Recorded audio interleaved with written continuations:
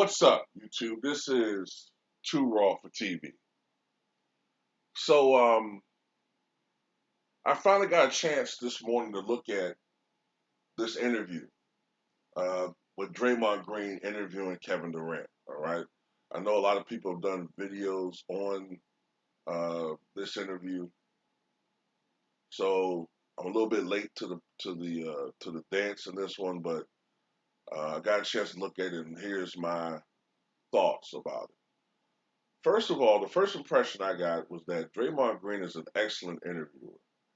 He's extremely articulate, and he's asking the type of questions that fans really want to hear.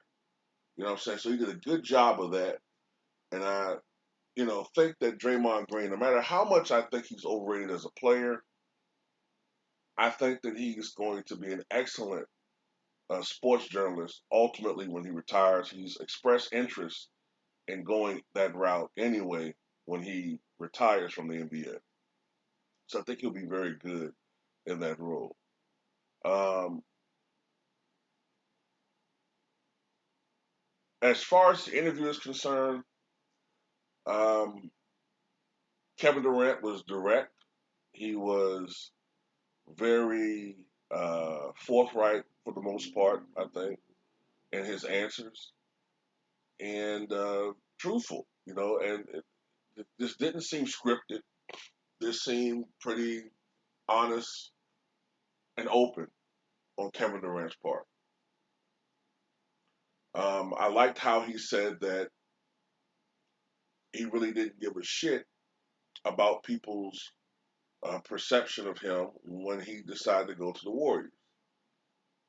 He said that he thought that he'd be a perfect fit for the team and that he had laser sharp focus when he was playing with the Warriors, especially, I think he said, the first season that he played.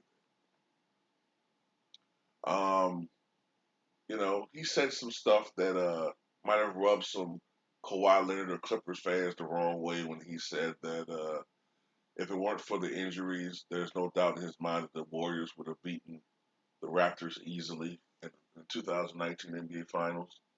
Um, you can't take. I can't help. I can't say he's wrong. Even though I do believe that injuries are part of the game, and sometimes it just happens to go that way. We can't say that the Warriors a lot of times didn't benefit from injuries themselves. So what goes around comes around. Um, you know, Draymond Green also said that he believes that the last 5 or so years has been the best era of basketball in the history of the sport.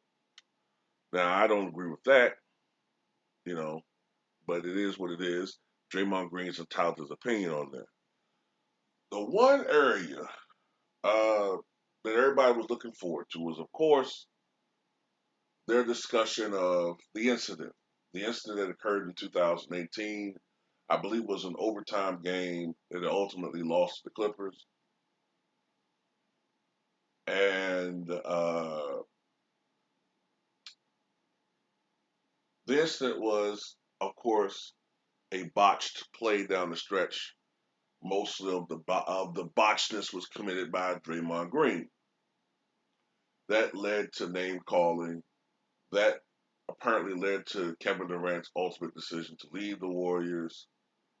And that was the incident where he called Kevin Durant the B word. Now,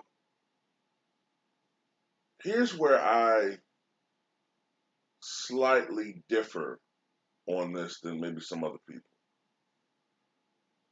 I do agree that the Golden State Warriors management screwed it up. First of all, I'm not too familiar with Bob Myers. I've seen him a couple of times when they won championships. Out there talk a little bit, read a little bit about him, but I'm not that familiar with him. Steve Kerr, I'm very familiar with, going back to when he was a player. Steve Kerr is a competitive guy. to a certain extent if you get under his skin. If you get under his skin. But he's, for the most part, a happy go lucky guy, a player friendly coach, and he's not intimidating at all, to say the least.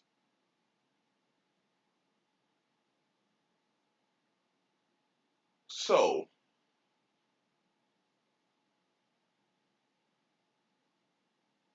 when you have that type of culture, like, well, I guess this, you know, this, when you have people like that in positions of authority, a guy like Draymond Green, who is, I guess, an alpha male, a guy who has in the past, when you look at situations where,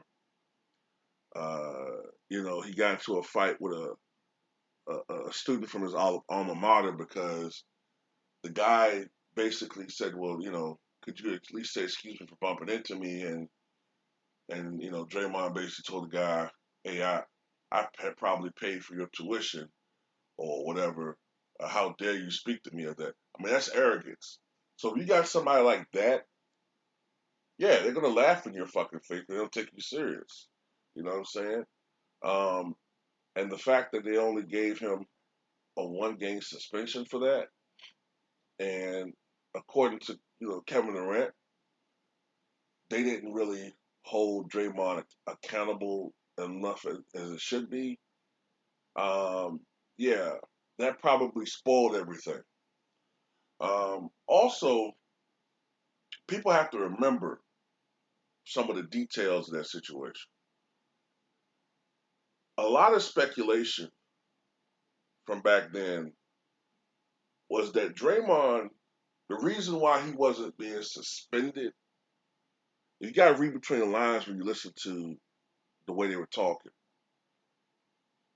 The way that look, the way that they were talking, I know they put it on management, but a lot of the reason why I think Durant brought up the Bulls incident and how everybody said, Scotty, you were wrong for coming out of the game like that. No, you were wrong. There was universal condemnation towards Scotty. There was a united front. Kevin Durant didn't get that. He kind of saw a divided locker room, well, pretty much where nobody really was condemning Draymond Green, and he got a funky 1 game suspension. So what he's essentially saying is that by default, other people were agreeing with Draymond Green. Was Draymond Green just voicing what everybody else was thinking? You know what I'm saying? And that is, remember people were saying like, "Oh man, you a bitch for coming over here. You ran over here, blah blah blah blah. You won a championship before you got here. We're gonna win after you, blah blah blah blah blah." So that whole situation wasn't taken care of right. I will say this though. This was on Draymond Green when he said that, well, the only person that can, end this is me and Kay. No, it's you. You're the one that called him a bitch. Yeah, you. Damn, I said the word. Well, whatever. You're the one that called him the B word. Okay. You're the one who players are going to argue, but when you cross that line and you call someone that another man, them's fighting words. You know what I'm saying? Like I'm gonna have a problem with you forever. Really honest with you. Now they've apparently have moved on from that, but that's beyond the pale. You know what I'm saying? And it is what it is. You know what I'm saying? I just have some issues with some of the stuff Draymond Green was saying. Like the way they were throwing it on management, that's you would expect that from two people who've moved on and are face to face. So they're gonna throw it off to somebody else. But he could have just simply when cooler heads prevailed, apologized to Katie, uh, you know, took some sort of suspension, whatever, whatever, you know. But at the end of the day, Katie left. Draymond got that $100 million contract, and the Warriors haven't been shit since. So it is what it is with that. You know what I'm saying? But that's the only area where I was looking at it. I'm like, you know, I don't know about all of that. You know what I'm saying?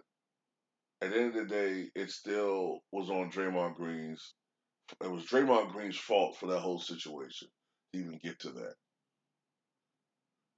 So that's pretty much it. I'm trying to think of some other stuff that was said in the interview that I want to comment on. Um, he didn't really diss anybody other than the fact that he thought that they would have won the title had he not been injured, and I guess Clay as well. Um, I do think that Kevin Durant deserves a lot more props because this is a guy that was pressured by the media to go out there and compete in 2019. And ultimately he did, and he exacerbated his injury to the point where he ruptured his Achilles, which made him miss an entire season. And to me, Kevin Durant still didn't get the type of praise that he should have. Remember, you had some tacky ass Toronto fans cheering when he got injured. Cheering, cheering. Some tacky ass Toronto Raptors fans cheering when KD went down. So that chip is always going to be there. You know what I'm saying? Um, it had to bother Durant that he was the best player in Golden State at that time, winning Finals MVP back to back. And who knows, maybe an injury or two short of possibly winning three championships back to back to back, a rare feat in NBA history. But he would have never been as popular as Steph Curry. Um, that might have bothered him a little bit. I don't know. But at the end of the day, this was a really good interview. Kevin Durant comes across to me as a really balanced young man. Um, I'm saying young man like I'm old and shit. He's a decent guy, man. I think he's decent. You know, I think he makes good points about how when you get on the media's shit radar, they amplify things that you do while other players get away with the same stuff. You know, it's. I think he's really in tune with if you leave this particular player, if you do anything that goes against that particular player, they're gonna. Some people in the media are gonna hold it against you. You're always going to be seen as the enemy. So they're in tune with social media, and they're in tune with a lot of the things that we talk about. You know, but tell me what you guys think.